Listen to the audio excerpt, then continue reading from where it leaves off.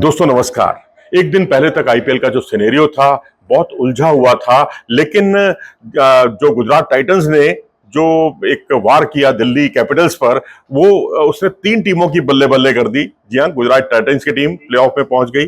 Delhi Capitals को अभी जूझना पड़ेगा, लेकिन आरसीबी और पंजाब, ये तीन टीमें, गुजरात टाइटंस, आरसीबी और पंजाब किंग्स की टीमें जो है प्लेऑफ में पहुंच गई हैं। एक के 18 अंक हैं और बाकी दोनों टीमों के 17-17 अंक हैं, यानी 18 अंक हैं गुजरात टाइटंस के और पंजाब किंग्स और आरसीबी के 17-17 अंक हैं।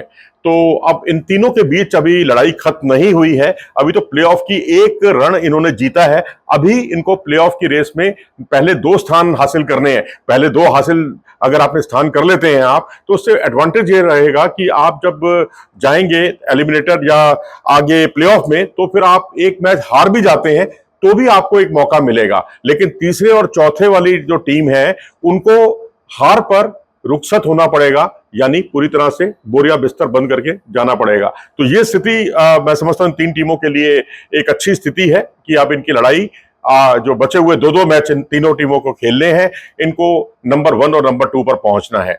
और अब बचती है एक जगह, प्लेऑफ की एक जगह बचती है इन तीन के बाद, लेकिन दावेदार है तीन।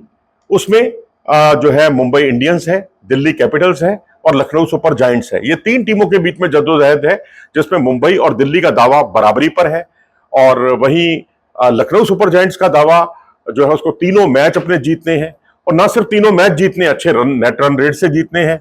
और फिर जो तीसरी बात है वो ये कि उसे ये भी दुआ करनी होगी ईश्वर से कि भैया ये या तो मुंबई इंडियंस एक मैच हार जाए या दिल्ली कैपिटल्स एक मैच हार जाए। दोनों में से दोनों ही टीमें जो है एक एक मैच हारें, क्योंकि अगर दोनों टीमों में से कोई भी, मुंबई इंडियंस या दिल्ली कैपिटल्स में से कोई भी टीम दोनों मैच जीत जाती है, मुंबई इंडियंस ने मान लीजिए 2 मैच जीत लिए क्योंकि उसको भी खेलना है दिल्ली कैपिटल्स से और पंजाब किंग्स से, और उसने दोनों मैच जीत लिए, तो लखनऊ सुपर जायंट्स चाहे कितना भी अच्छा नेट रन रेट कर ले, कितने ही तीनों मैच अच्छे उससे जीत जाए, तब भी वो बाहर हो जाएगी। और यही स्थिति दिल्ली की है। दिल्ली की टीम अगर मान लीजिए मुंबई इंडियंस से जीत जाती है, पंजाब किंग्स को हरा देती है, तो ये एक मैच उसको मुंबई में खेलना है, जयपुर में खेलना है, तो उस स्थिति में भी लखनऊ का यही हश्र होगा। तो उसको ये तो दुआ करनी होगी इन दोनों टीमें एक एक मैच हारें और वो अपने तीनों मैच जीते।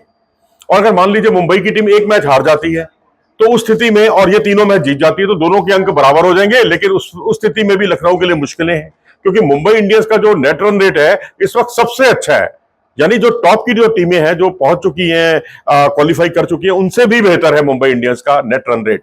तो उस स्थिति में जो है लखनऊ सुपर जायंट्स के लिए तब भी मुश्किल होगी, तब उससे तीनों मैच बहुत बड़े अंतर से जीतने पड़ेंगे, तब कहीं बात बनेगी। यानी कुल जमा मतलब यह है कि अपने दम पर अगर आपको क्वालिफाई करना है तो दो ही टीमें हैं, मुंबई इंडियंस और दिल्ली कैपिटल्स, और दोनों को ही, मुंबई को दिल्ली से खेलना है, मुंबई को पंजाब से खेलना है, उधर दिल्ली को मुंबई से खेलना है और दिल्ली को पंजाब से खेलना है। तो इनका जो ट्रायंगल बनता है ये बहुत रोचक और इंटरेस्टिंग है। अगर आप मुंबई इंडियंस देखें तो बहुत कुछ निर्भर करेगा सूर्य कुमार यादव पर, हार्दिक पांड्या पर, जसप्रीत बुमराह पर, ट्रेंट बोल्ट पर या दीपक चाहर पर। ये कुछ एक ऐसे खिलाड़ी हैं जिन पर काफी उम्मीदें टिकी हुई हैं। बाकी खिलाड़ी भी ठीक है, रोहित शर्मा से लेकर तमाम खिलाड़ी हैं टीम में मौजूद हैं। लेकिन दिल्ली कैपिटल्स देखें तो वो उसके पास चॉइस थोड़ी सी सीमित हो जाती है। उसके पास चॉइस जो है केएल राहुल है, अक्षर पटेल है, दुष्मंता चंबीरा है, जिनका इस्तेमाल वो पिछले मैच में नहीं कर पाए उस तरह से, और कुलदीप यादव है। कुलदीप यादव भी अपनी सर्वश्रेष्ठ फॉर्म से थोड़ा दूर चल रहे हैं। इसी तरह लखनऊ सुपर जायंट्स देखें तो उनकी जो ताकत है वो टॉप के 3 बल्लेबाज हैं, मार्करम और मार्श और निकोलस पूरन। हालांकि निकोलस पूरन वैसा परफॉर्म नहीं कर पा रहे हैं जैसा कि उन्होंने शुरुआती मैचों में किया, और उसके अलावा जो है आवेश खान और दिग्वेश राठी से उन्हें बहुत उम्मीदें हैं। उधर जो 3 टीमें हैं गुजरात टाइटंस की, उसमें आपने साई सुदर्शन और जो है शुभमन गिल ने जो एक ट्रेलर दिखा दिया कि आगे के मैचों में क्या हश्र होने वाला है। 200 के रनों को तो वो चुटकियों में पार कर लेते हैं और बिना कोई विकेट खोए वो भी।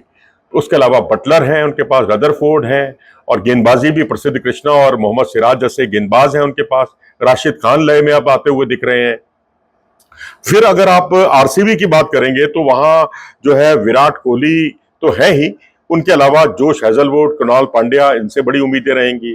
पंजाब की बात करें तो पंजाब में अर्शदीप सिंह जो कल बहुत महंगे साबित हुए थे पिछले मैच में, और हरप्रीत बरार ने बहुत शानदार गेंदबाजी की, मार्को जेंसन है, ये तो गेंदबाजी का आक्रमण है इनका जिन पर ये टीम थोड़ा निर्भर है। लेकिन प्रियांश और प्रभ सिमरन से काफी उम्मीदें हैं उसको बाकी बचे हुए मैचों में भी। और बीच में श्रेयस अय्यर तो कमाल का प्रदर्शन है, चाहे उनके उंगली टूटी हुई हो, उंगली में इंजरी हो, उसके बावजूद वो बल्लेबाजी करने आते हैं, टीम को खतरे से उबारते हैं। तो कुल जमा मतलब ये कि अब जो फाइट है आगे के बचे हुए मैचों की बहुत रोमांचक होने वाली है जब जब ये टीमें रहेंगी, यानी गुजरात टाइटंस, आरसीबी और पंजाब किंग्स के मुकाबले जो होंगे ये इन्हें शीर्ष पर या पहले दो पर ले जाने के लिए काफी होंगे। और वहीं मुंबई इंडियंस, दिल्ली कैपिटल्स और लखनऊ सुपर जायंट्स, जो ये तीन टीमें आप देख रहे हैं, इनमें से जगह एक है और जगह इनमें से किसी एक को मिलेगी, जिसमें संभावना मुंबई की सबसे ज्यादा है, दिल्ली की उससे कम है और लखनऊ सुपर जायंट्स की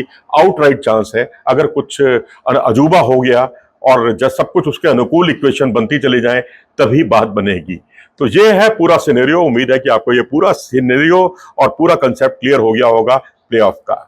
फिलहाल इस पेशकश में इतना ही। नमस्कार।